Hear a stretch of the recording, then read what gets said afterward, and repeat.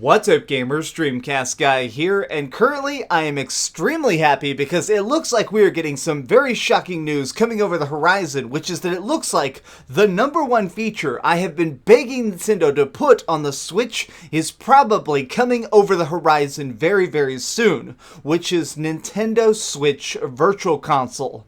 This is something that I've been talking about for the last year more and more frequently because I do believe it's very important to see some of the best games from all these previous consoles come forward onto the Switch. And the reason why is that I think that the Switch has a lot of good games, both ports, big games that Nintendo themselves is making, and cool indie projects. All of these have helped it sell so many units. But personally, I am just excited for the idea to actually still be able to play some of this older stuff that isn't anywhere else. So let's back up a tiny bit, and I bet you're wondering, what the hell is DreamcastGuy talking about? Well, late last night, there was a hacker who was just kind of leafing through some code, basically cracking open the core programming of the Nintendo Switch eShop and seeing what he could find. This is the #1 way we're seeing a lot of these leaks, is because Nintendo, before they roll something out into the store, has to, of course, put a lot of this little placeholder art and stuff inside of the store, but it's hidden. This is how we end up seeing games a little bit before they're officially talked about. And last night, somebody found a series of very interesting details, like the fact that there is now coding for a VCS, which we can only assume means either Virtual Console Store or maybe Virtual Console Switch, that is inside of the Switch eShop. Now, to make these details a lot more juicy and way more cool, some of the stuff that's talked about in here is some of the source code beneath it mentions Game Boy, Game Boy Color, Nintendo DS, and stuff like the freaking Game Boy Advance. Now, if you're new to this channel and haven't been subscribed very long, I bet you don't know this, but I am obsessed with the Game Boy Advanced. I actually own hundreds and hundreds of GBA games because I think that it has so many freaking stark, crazy cool RPGs and action games that nobody freaking gives them credit for. Like, honestly, my very favorite Metroid game is on the GBA, Metroid Fusion. It's spooky, it's cool, and it's so great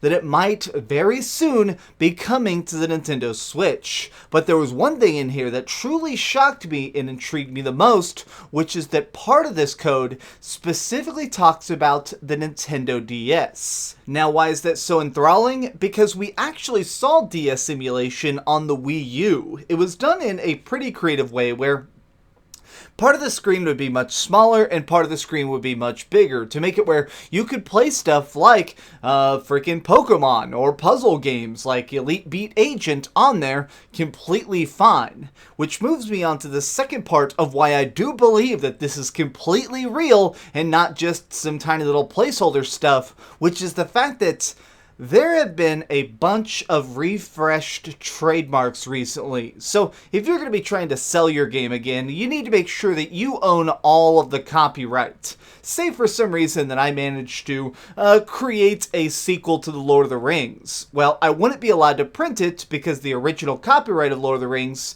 still exists. It's not public domain. And that means that you basically have to continually make sure you are upkeeping your trademark if you plan on using it. And recently, over the course of the last year or so, we've seen a bunch of these type of things pop up that left us confused, which is that Nintendo was going out and refiling several trademarks for things like Golden Sun and Elite Beat Agents and so many of their puzzle games from the past, which doesn't make sense out of context, because this is literally them spending hundreds, if not thousands of dollars every single month just to own names that they're not using. But there is something that could be real, which is that if they are trying to bring back stuff like the Nintendo 64 as quickly as possible, they are going to need to lock down that copyright. That way they can sell it again in the Nintendo Switch eShop, which I'm thrilled about, because specifically one of the things we know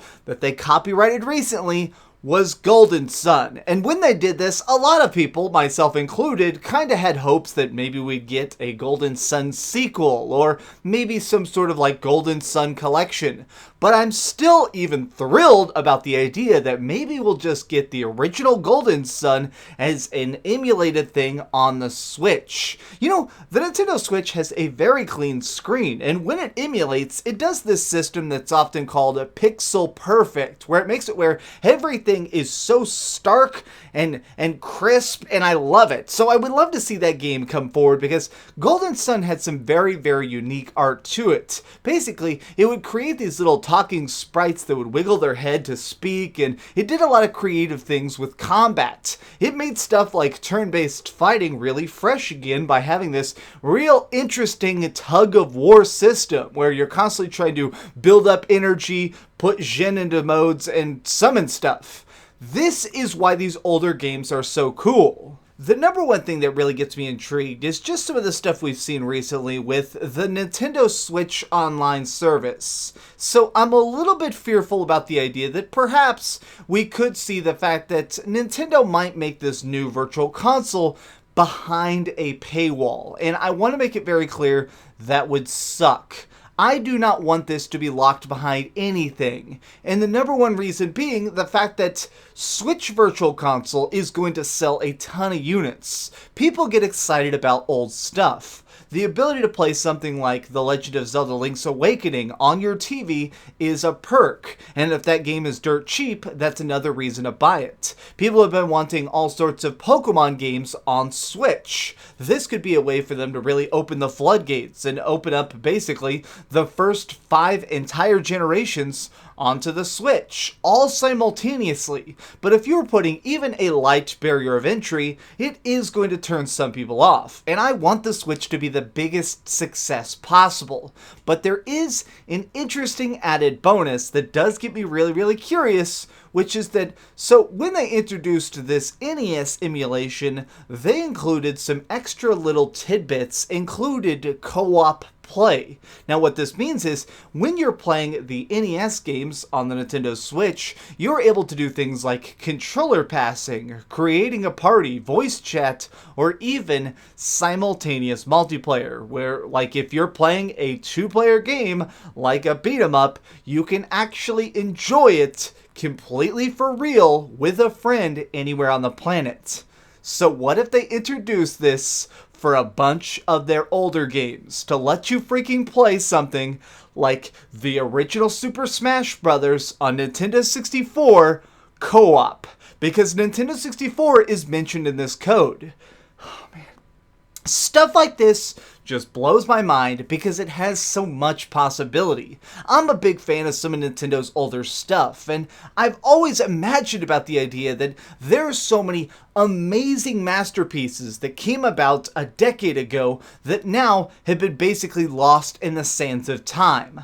I would easily pay $20 just to be able to get Final Fantasy Tactics Advanced to come forward and actually have some form of online multiplayer, because that game is not only a turn-based strategy masterpiece, but had some really cool multiplayer options that let you either go against other players or freaking co-op. To a small degree, there were actually special co-op missions that nobody got to really play because it required a link cable, 2 Game Boys, and 2 separate copies of the game, and you had to level up a bunch, all to try and enjoy this. If they managed to very seamlessly integrate that into the emulation of the Switch, I would fork over the cash today.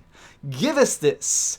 Do us that favor. Open up the possibilities of sweet Virtual Console, and then maybe you can finally give fans what they truly crave most, which is GameCube games. You should at last unleash what fans have been begging for the longest, which is the ability to play stuff like Mario Sunshine and Super Smash Bros. Melee on this console, especially if it can be enjoyed online. But these have just been my 2 cents. I just want to say that some people sometimes get very angry when I talk about Virtual Console. A lot of Nintendo fans actually say that I should shut up and that it's negative somehow to talk about Virtual Console because it says I hate modern games. And I want to say that's preposterous. I am able to love pizza, and I'm able to love soda. I don't have to love one or the other. Switch Virtual Console is going to make the console you like sell more units.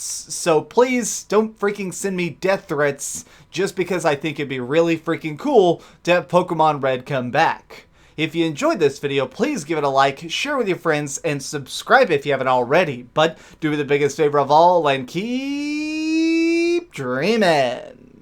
And also, in the comments down below, tell me the #1 game and #1 console you so badly crave to come to Switch. Alright, well, I'm just gonna go stay hyped out of my mind and play some freaking GameCube to celebrate this idea. Oh, hey, I was just playing a little bit of Grand Theft Auto on my Darth Vader PSP. Are you curious what I'm going to come out with next? Well, if you click this button, you'll be subscribed to be the first to know. Also, if you click over here and here, you can see my latest review and my latest top 10. I promise, it was super good. Or it was really bad and I'm sure you can just make fun of me in the comments. Either way, it'll be a lot of fun. Thanks so much for watching.